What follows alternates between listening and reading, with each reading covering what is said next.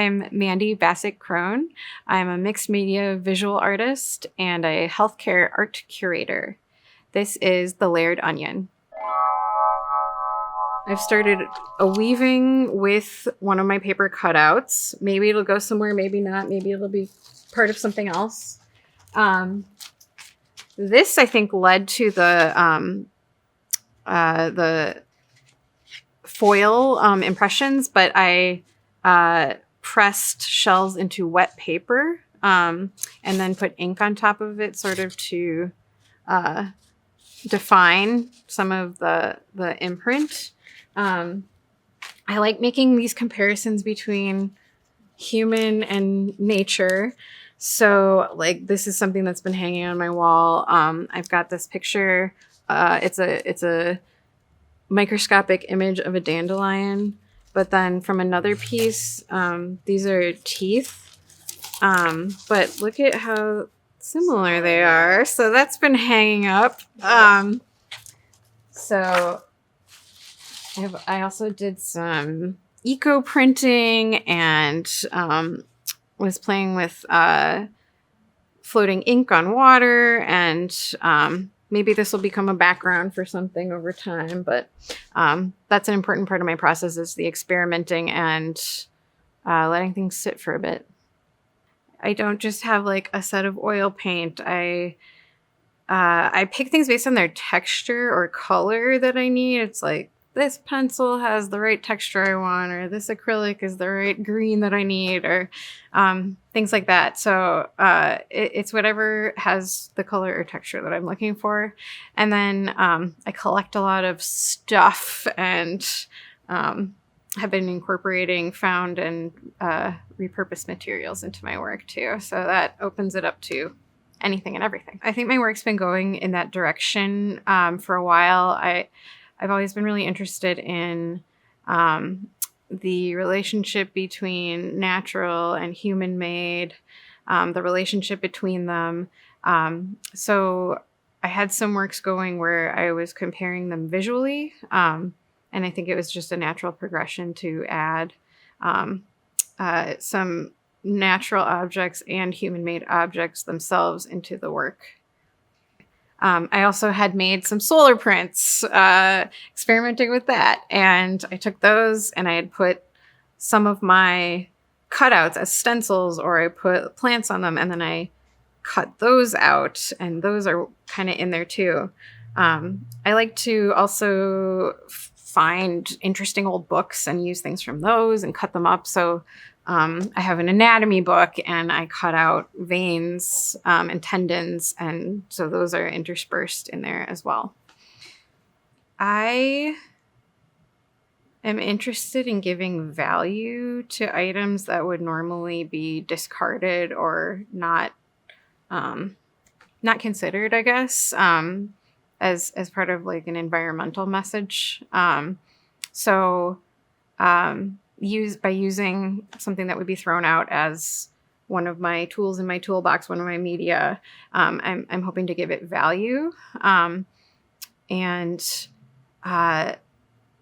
That kind of came from a project we did at the hospital. It's still kind of going on, but we've been collecting these colorful plastic caps from medication vials and doing mosaics with them. And by working on those and having other people come in and participate in the making of the art, and then making this beautiful, colorful piece out of these caps that were going in the trash, it's giving them value. So I'm very interested in that. I get a lot of this stuff from the curb. I love, if I see a pile of good looking stuff, I'll go check it out. Like that's where I got my audio recording tape that I've been using in a lot of pieces. Thrift, yard sales. Sometimes it's trash that I'm making, like foil from chocolate bars I used in a piece. But I guess I've used Craigslist for certain things as well, more natural objects, like antlers, say, for example, that I'm using. But I know there are groups groups on Facebook say that you can post like, I don't need this anymore and I don't want to throw it out. Does anyone want it for free? That kind of thing. I haven't used that, but I probably will at some point. Yeah. Yeah. I feel like it's just always been a part of me. If you would have asked me in preschool what I wanted to be when I grew up, I would have said artist. It's just always the thing that I've been most interested in and commit my time to. And it's both like a hobby that's a leisure activity and fun, but then also can be work or creative outlet at the same time. So it's just kind of an ever-present part of my life. Yes, definitely very lucky that my family was always very supportive of it. I had kind of peripheral people saying, like, when I went to school for art, have fun working at McDonald's, and it's always like the joke, right, that you hear on stuff like, oh, what a useless thing to do. But I was willing to work at it until I got to do something with it, because it's all I'm interested in and all I'm passionate about, all I've ever wanted. I think a bit of both. I know I've heard a lot of people say this about a lot of creative activities, music making, art making, that it's the only time their mind is quiet. So I've always felt that benefit from it. But also I've just found that I like to search for things. So I love, going to the shore of a lake and looking for things to pick up on the shore. Or lately I've been taking bike rides to neighborhoods that I've never been to before and looking at different houses and stopping at little free libraries.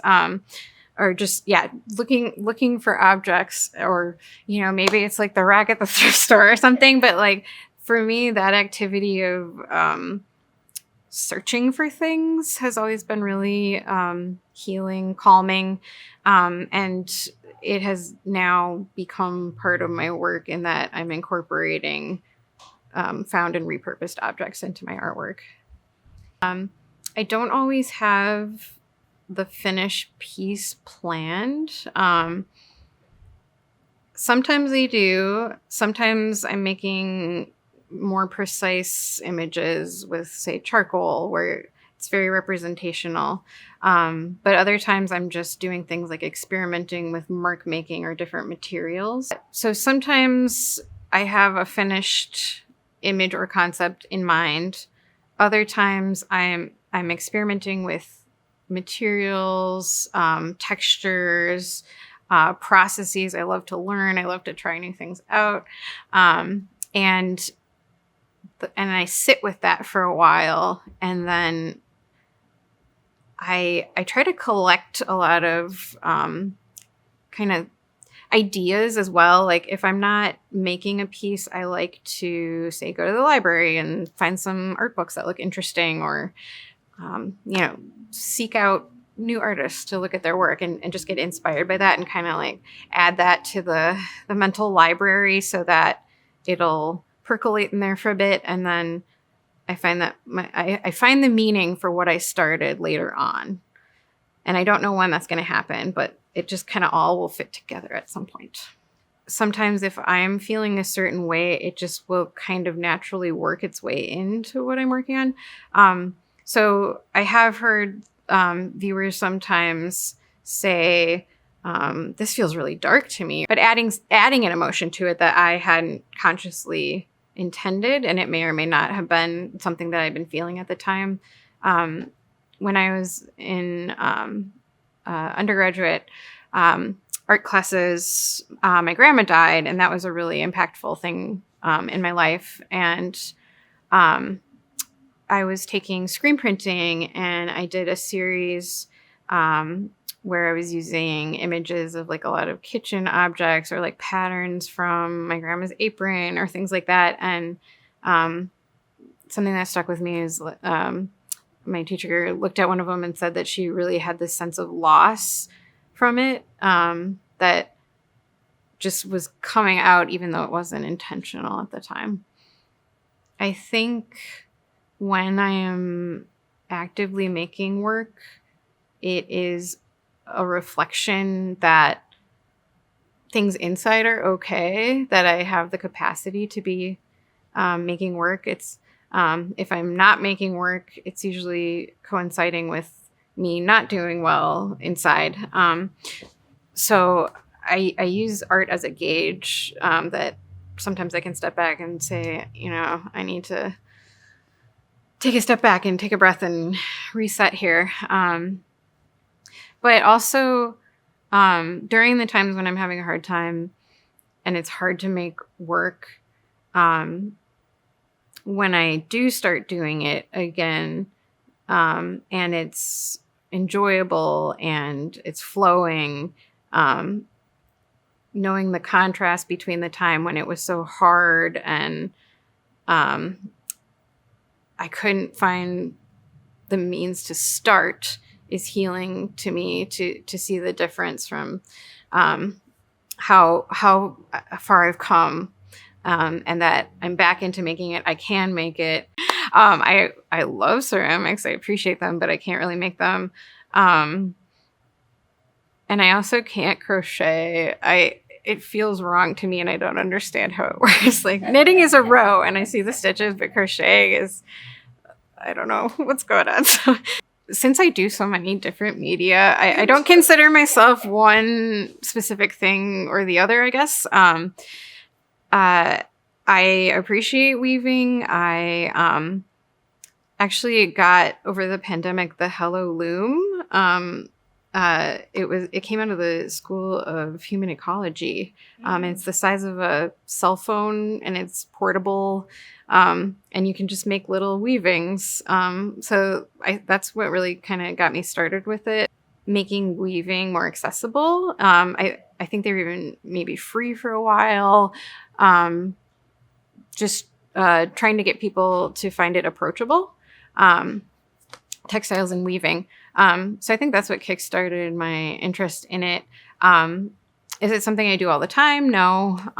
But I like the texture that can come out of it. And it's a good way to use certain materials too in an interesting way. That piece is called Flow. And it started like how I was describing my process, where I was just mark making. I was cutting up a beet and I liked the juice and the color. And so I made some ink from it and I poured it on some paper and I kind of swirled it around and made an interesting composition and let it dry. And then it kind of sat there for a bit. And then I remember there was a layer where I had picked up in Arizona cactus bones, like a dried piece of the cactus. And I was kind of drawing that on the shape. And then that sat there for a while. But then I found that audio recording tape. And also in the background, I'm often doing a lot of paper cutting. I've been cutting out a lot of really intricate images of like river systems or, I don't know, terraced hillscapes or even microscopic images of plants. And so I had some of that, some of those that I had been cutting out and had started playing with it on the composition of that piece. And it was originally, I was working on it horizontally and then I made it vertical, and that sort of lent itself to the composition. I actually was like kind of carrying it around for a while in a box with all these things I had cut out or thought might work in the piece, and was kind of just playing with the composition a lot. I also have been saving the negative spaces that I cut out from images, and those wound up filling a lot of the composition as well. So yeah, it was a lot of just kind of playing with it, and going with a water theme, but sort of weaving things together. So that was one of my more recent pieces, and it's called Fossils. And last summer I went to Lake Superior, and I was collecting interesting rocks, and some had fossils in them. And I was really interested in the shapes that I was finding in the fossils. And so that piece started with me kind of just enlarging that texture and pattern that I was seeing in the fossils. And I was painting and using pastel and maybe colored pencil in there, charcoal. And that sat for a while.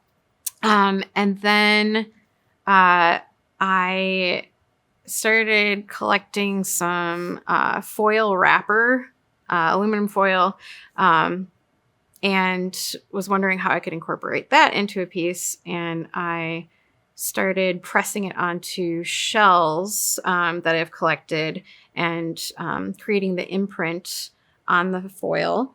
And I was really interested in how it would, I could kind of glue it in place so that it had some volume to it, but was empty from the imprint of the shell. So I started putting that onto it, and it just didn't feel like it was done. And so I think maybe I was subconsciously thinking about sediment collecting over time. And so then I added a lot of layers of charcoal on top of that to give it kind of a cloudier, gritty kind of a feel. And those paper cutouts I talked about, I had those on hand, and then I used them as stencils with some spray paint on top of that. And from certain views, you get like a shimmer, and you can kind of see some of those showing up in there. So it was like layers of sediment over time, but the layers of different media that I added to it. In the hospital setting, we want to focus on being uplifting and healing. It doesn't all have to be sunshine and kittens and rainbows. It can be thought-provoking, but try to stay away from overtly negative. I look for nature a lot. Nature is always great in healthcare. There's been a lot of studies about abstract art in hospitals, and I guess it tends to make people agitated when it's in waiting rooms. But it's great in, say, a conference room or something like that. I also have an audience that's very different than a gallery, like maybe where I would show my work and people specifically went there to see art. My audience most likely came in not even thinking about artwork. You know, they're there to visit their mom or have an appointment or something, and they come across the art, and that's an added bonus. But I have to assume that most of my audience hasn't really had any experience with art before. Maybe they've never been to a gallery or a museum.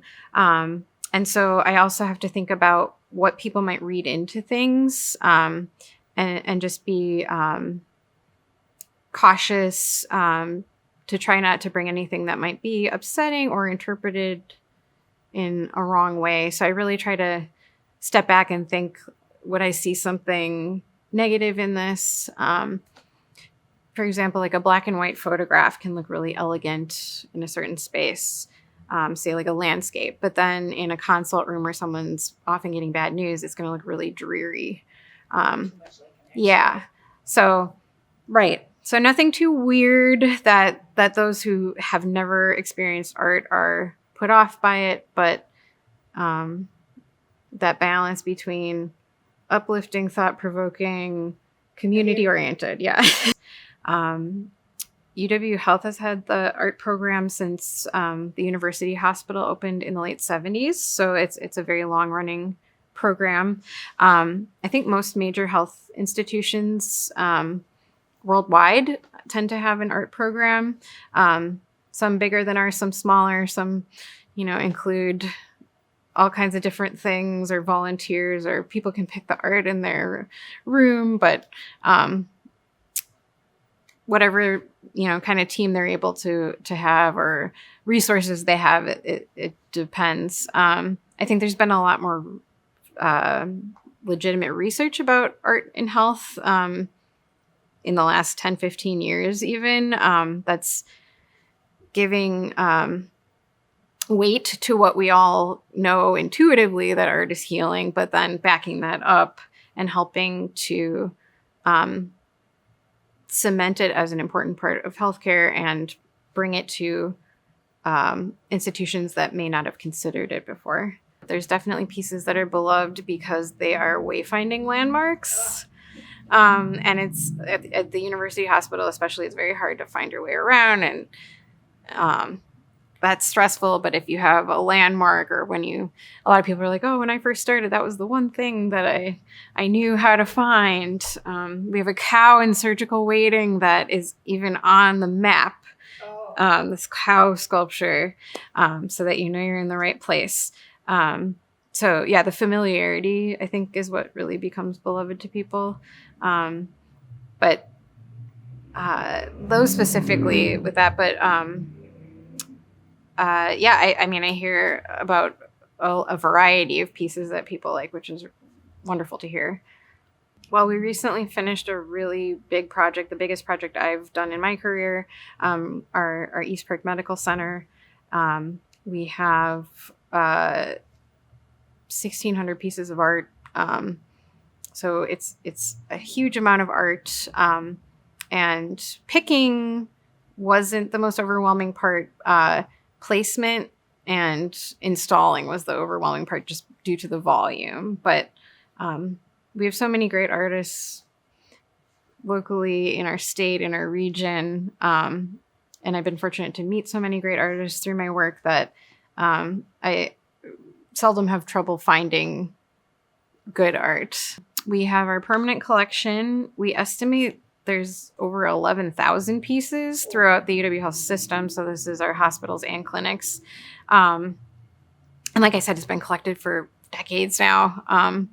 So from our best guess, that's the quantity of it. So we have about 11,000 pieces at the university hospital. And that's our best guess based on what records we have from a long-standing program. And those are generally up semi-permanently, and will change if we have a refresh, or a clinic moves into an office space, or we have a new building or something like that. Just time and resource wise, I wish I could rotate things more often, but with 11,000 pieces and so many different facilities, it will be up for a while. So we try to set them up with good stuff. But we do also have rotating exhibits. Most of them are at the university hospital. And that is a way that we can bring in local artists and arts organizations, and keep things fresh. I've heard from a lot of people, especially staff, that they really enjoy seeing the art change. We change most of the areas monthly, or people coming in for repeat appointments, or I'll hear, someone's relative was in and they've been visiting for a couple months, and seeing the change in the art was meaningful to them. They can contact me. Although we are booking 2 years out. It's a very popular program. And we do 70 exhibits a year. About 70, yeah. Which, yes, 70, which is a lot, but it's a wonderful program. And I think the benefits are really great. So yeah, we're booking a couple years out, but we do get cancellation. So we have a cancellation list too. It's free for artists to exhibit. We hang the work and sell it during the course of the exhibit, and ask for a 20% donation from sales, optional, if the artist would like to do that. And then the rest from sales goes to the artist. You can find my artwork on Instagram at ATBKArt, which are my initials. I'm currently in a show at Hatch Art House called Eco Squared, with art made from recycled materials. And I will definitely be applying for different things around town. So I don't have anything specifically booked right now, but hopefully you'll see my work again in the future. I'm Mandy Basich Kron, visual artist and healthcare art curator. This has been The Layered Onion.